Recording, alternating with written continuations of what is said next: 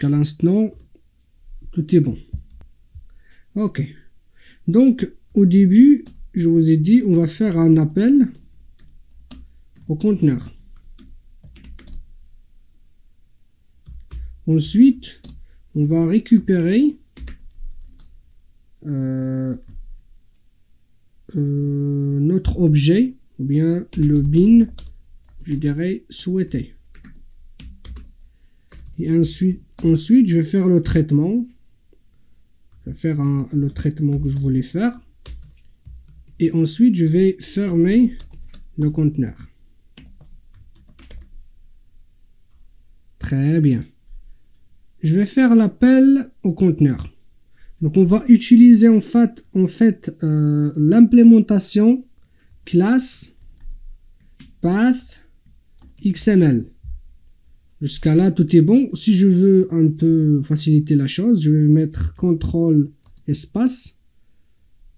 Comme vous voyez là, Eclipse, elle met tout pour moi. Je vais vérifier. C'est org, Spring Framework, Context et ainsi de suite. Très bien. Je vais l'appeler Application Context. Donc, égal. Très bien. Je vais, c'est un peu long. Je vais revenir. Je vais mettre par exemple comme ça. Je vais mettre new. Bien, c'est beaucoup.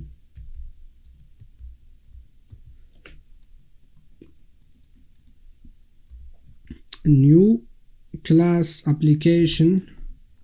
Class path, pardon. XML. Voilà, donc il me donne ça. Et là, je vais mettre le nom de mon fichier. Application context.xml. Vérifie bien que application context.xml, il est là. Parce que le chemin pour y accéder, c'est celui-là.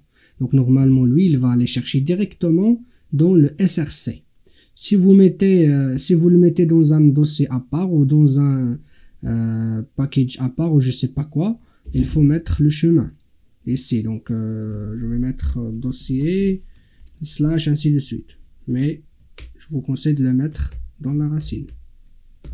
Très bien, on a récupéré notre point d'entrée vers le conteneur. On va récupérer le bin souhaité. Je vous ai dit ici, on va utiliser que les interfaces. Très bien. Ici, je vais faire forme, ma forme, égale new, pardon, c'est ça, c'est pas new, c'est pas l'objet. Donc, forme, ma forme, je vais application, CTRL espace, point, get, bin, et est-ce que je le vois là? Laisse-le comme ça. Je vais mettre l'ID. Donc l'ID c'est ma forme. Et je vais mettre forme.class. Ça c'est l'interface qu'il va me retourner en fait le bin. Très bien. Jusqu'à l'instant, tout est clair. Le traitement qu'on va faire, comme je vous ai dit, on va laisser le besoin ou bien la même chose que notre application en version de contrôle. Je vais juste récupérer le type de la forme.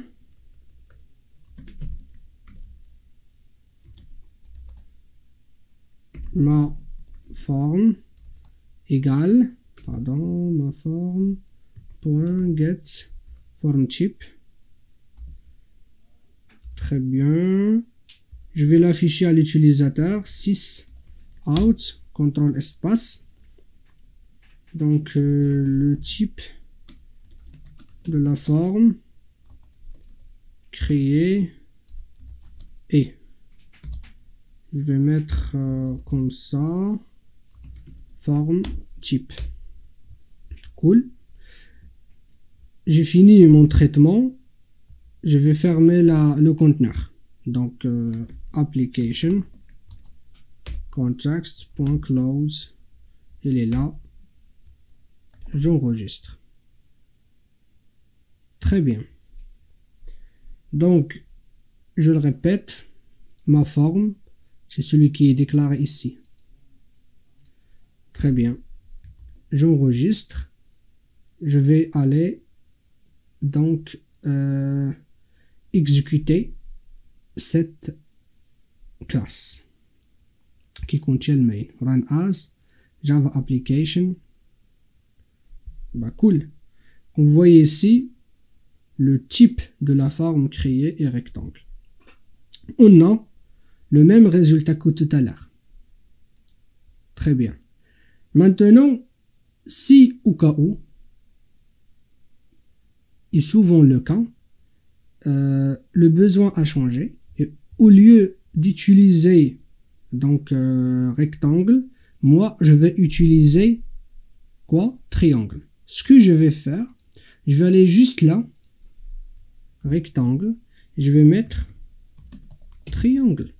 Ils sont dans le même package normalement. Voilà. J'enregistre.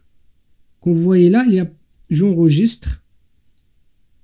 J'exécute celle-ci où il y a ma méthode main.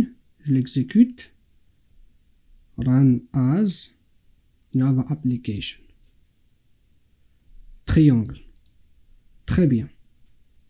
Vous voyez un petit peu la différence? Dans l'exemple précédent où il n'y a pas de l'injection, de l'inversion de contrôle, on était obligé de modifier le code afin de faire cet exemple. Maintenant, on n'a pas touché le code. Celui-là, ce code-là, on ne l'a pas touché. On a juste modifié la configuration ici pour que le comportement de l'application change. Voilà.